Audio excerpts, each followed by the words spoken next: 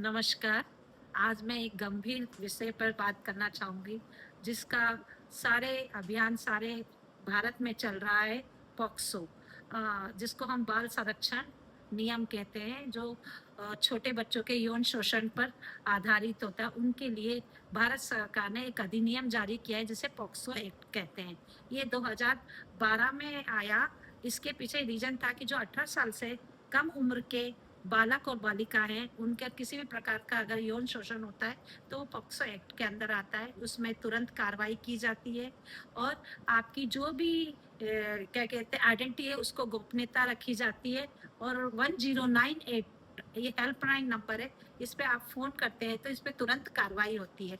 ये अधिनियम बच्चे और उनके पेरेंट्स को जागरूक करने के लिए है कि ये एक्ट क्या है। ये एक्ट वो है जिन बच्चों का शारीरिक रूप से शोषण होता है, जिनके प्राइवेट पार्ट्स हैं, जो बच्चे के विरुद्ध जहाँ पर हम कोई टच करते हैं या उन्हें अनकंफर्टेबल लगता है, तो वो डायरेक्ट कंप्लेन कर सकते हैं और किसी चीज़ को नो कर सकते हैं कि नहीं, मुझे ये चीज़ पसंद नहीं है। जो प्राइवेट पार्ट्स कौन से होते हैं? जो हमारा हम जो स्विमिंग कॉस्ट्यूम पहनते हैं, जिसमें हमारे अंग ढके रहते हैं, जैसे गर्ल्स चाइल्ड के आगे का, ऊपर ब्रेस्ट का और पीछे का, ये हमारा स्विमिंग कॉस्ट्यूम का, ये हमारे प्राइवेट पार्ट्स हैं। और आपने देखा होगा जो जेंट्स होते हैं, वो स्विमिंग में ओनली सिर्फ अंडरवियर पहनते हैं, वो उनका प्राइवेट पार्ट्स होता है ना। एक बालक बिना शर्ट के घूम सकता है, लेकिन एक बालिका नहीं घूम सकती। तो ये अधिनियम 2012 में आया था।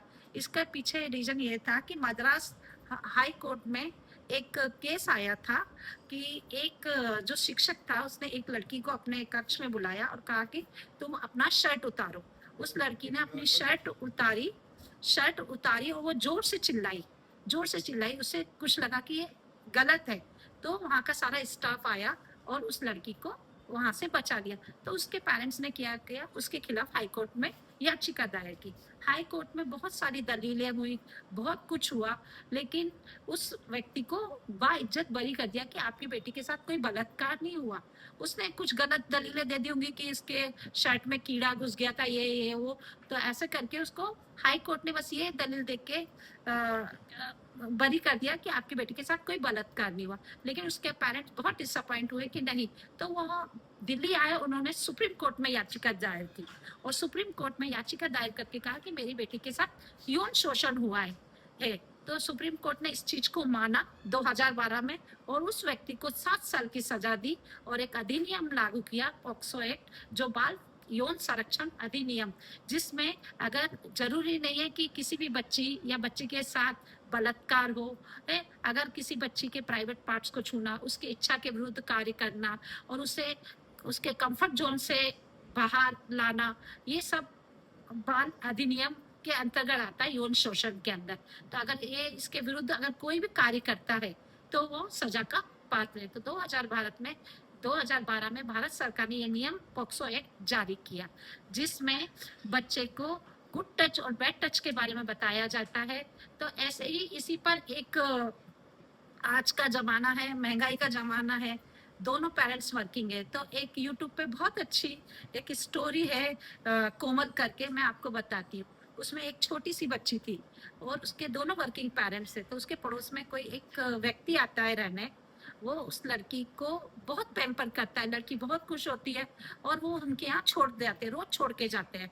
उसे रोज़ छोड़ के जाते हैं, लड़की को कभी टॉयज़ देता है, कभी आइसक्रीम देता है, लड़की बड़ी खुश, क्योंकि माँ-बाप तो उसे खाने के लिए रोकते थे, आइसक्रीम के लिए और खिलौनों के लिए। लड़की बहुत खुश होती थी और ना उसके साथ बहुत समय व्यतीत करती थी। एक दिन क्या होता है, वो व्यक्ति जो उसका पड़ोसी, उसके साथ कोई गलत कार्य करता है। लड़की एकदम चुप हो जाती है, घर में गुमसुम रहती है, डिप्रेस रहती है, स्कूल में भी आती है, चुपचाप रहती है, ये रहती। तो एक दिन उसकी टीचर नोट करती है कि इतनी एक्टिव लड़की सडनली ऐसे चुपचाप क्यों हो गई। तो वो उस टीचर को बताती है कि मेरे साथ ऐसे ऐसे मेरे पड़ोस में अंकल थे, उन्होंने मेरे साथ आपत्तिजनक हरकत की। तो लड़की उसकी टीचर उनको पेरेंट्स को बुलाती है।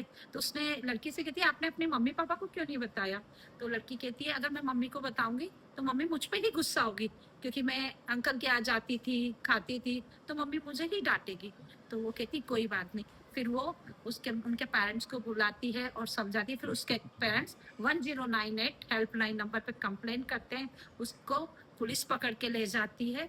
तो इसका कहने का मतलब ये है कि कभी भी आपके बच्चे के साथ अगर ऐसा होता हो तो आप बच्चे को पहले दिलासा दिलाइए कि आप गलत नहीं है, और उनसे हमेशा उनको स्कूल से आने के बाद 10 मिनट टाइम दीजिए और उनसे पूछिए कि वो उन्हें कोई परेशानी तो नहीं है, कोई बुली तो नहीं कर रहा, कोई रेगिंग तो नहीं कर रहा है। बस में जाते हैं, ऑटो में जाते हैं, बाथरूम में जाते हैं, ऐसे जाते हैं, बहुत सारे ऐसे जगह हैं जहाँ बच्चे सुरक्षित नहीं है। तो आप अपने बच्चों से पहले उन्हें गले लगाइए, उन्हें विश्वास दिलाइए कि आप गलत नहीं है।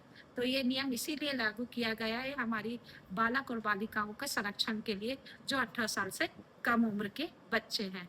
तो आइए हम सब इस मुहिम का हिस्सा बने और अपने बाल यौवन और बाल सुरक्षित बच्चों को सुरक्षित करें। धन्यवाद।